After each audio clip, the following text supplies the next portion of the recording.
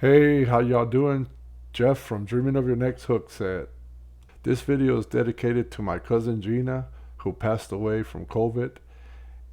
God bless her soul, and bless my nephews, Eugene and Junior. May all their wishes come true. Blessings, guys. These channels you're seeing here were when I was there in Houston fishing for channel cats. And if you saw the very first pictures, those were some early days, boy, when I first started channel catfishing. But today's topic is where I started, with a regular spinning reel and either an Eagle Claw 084 plain shank hook or a kale, king kale hook, an L141 BPFH, Eagle Claw King Kale. That's where I started, guys. Let's get into this. I'm going to talk a little bit about how you had to use this reel when it came to flathead fishing. Let's get into it. I'm going to attempt to do the voiceover because the sound was horrible on this video. So here I'm showing you a regular spinning reel, and that's basically where I started. And that's the 084 Eagle Claw hook, J hook, live bait hook, right there. And that was probably 8/0, 7 to 8/0. And yeah, how did we use the spinning reel? Well, the spinning reel had a trick to it because we didn't have bait runners back then. So you had to undo your drag, cast your line out, loosen your drag, so that the flathead wouldn't feel the resistance when he picked up the bait, and he would just take the line smoothly, you know. And man, it was something, because it was something to learn. It's not something hard. You can learn this, and you can, man, once you get it dialed in, these reels here, man, they're awesome. Last year, that's all we used. The year before that, I think pretty much that's all we used, a regular 55 size, 5500 size spinning reel. And the 55s or 5500 is because you can fit more line on it. You could get away with a 4000, but we used a lot of, and I've always been using a 55 size reel for everything, for carp fishing, catfish, everything, even bass fishing back in the day, you know. But now, you know, they make more specific, species specific equipment. So yeah, so there's the 084 Eagle Claw J hook. We also used a Mustad, and we used a Kamagatsu live bait hook, also in the 8 to 9/0 range for big bullheads, bluegills, shad.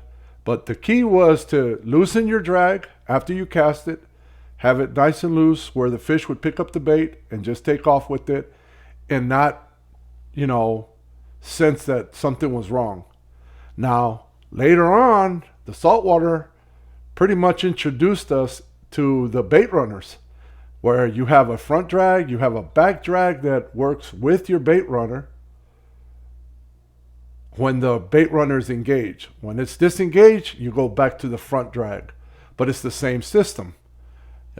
Basically, you engage your bait runner, and the line comes off really easy, and you control the drag on your bait runner system by that back drag knob in the back.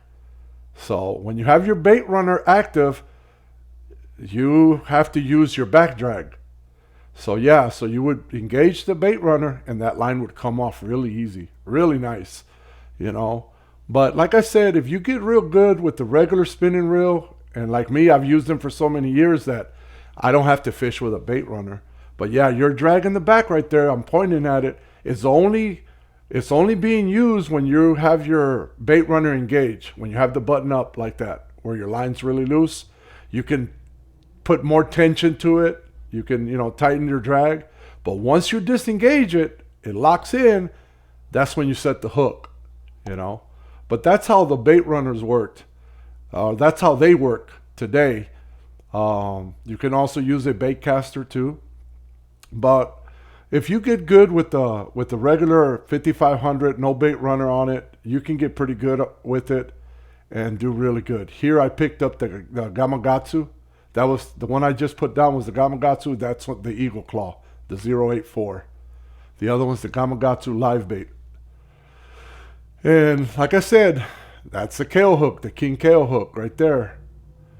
Man, that hook there, man, we go way back. Like I said, I started with the J hook, the one on the right, and then I was introduced to the kale hooks in early 2000. And man, I went straight to a kale hook. I hardly ever used the J hook. Even when I was flathead fishing, I would use a kale hook.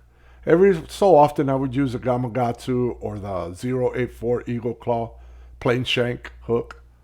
Some people call them live bait hooks, but it's a plain shank. It's not really a live bait hook. The Gamakatsu, they describe it as a live bait hook. But yeah, this bait runner here, man, you engage it, the line comes off real smooth, real, depending on how you set the drag, because that's a separate drag when you engage it, but when you disengage it, when you shut that button down, or when you push that button down, it tightens up. And now you're using the front drag, but by then you're setting the hook, you see your line taking off and that drag clicker's clicking, that fish is on there. So you pick up your rod, then you disengage it and you set the hook. So yeah, the saltwater introduced those to freshwater and everybody moved on to those. But man, back in the day, all we had is a regular spinning reel with the front drag. And if you got good at that and you're good at it, you don't need a bait runner, to be honest. You don't need a bait runner. The only inconvenient thing is that when that fish starts taking the line and you see that, you have to start tightening your drag before you even set the hook. So what I do is I start tightening the drag with the rod in my hand. And then I tighten it as fast as I can so he doesn't, realize that, hey, I'm being hooked. So, and then I set the hook. But kale hooks, man, I tell you, when I started fishing with kale hooks, my catch ratio went sky high, man. It changed the whole game. And the thing about the J hook, a lot of the times people fed them line. And that was a big mistake if you weren't going to keep the flathead, because you would gut hook them. And if you gut hooked them, the mortality ran high on it, But anyways, guys, I hope you guys enjoyed this video. It's just a little bit about a spinning reel, a regular spinning reel, and a bait runner reel, kale hooks, and J hooks. Oh, just let me explain this to you guys. What I mean by feeding them line, basically when the fisherman knew that fish was taking that line, the clicker was going on a regular spinning reel, he would go up to his pole and feed him line, and then tighten the drag. And that usually ended up in a gut hook, a fish being gut hook, a channel, a flathead. And if you weren't going to keep them, now you gut hook a fish, and the mortality rate went up. It wasn't really good to do it that way. Today I just set my drag right, I pick up, tighten, and set the hook. That's all I do. Here I just shared some pictures with you guys while I was talking. And yeah, man, it's not hard to learn just a regular spinning reel. If that's all you have, it's not a big deal. You can learn it. It's all just muscle memory, and you'll get it. You'll get it done. It won't be hard to do it.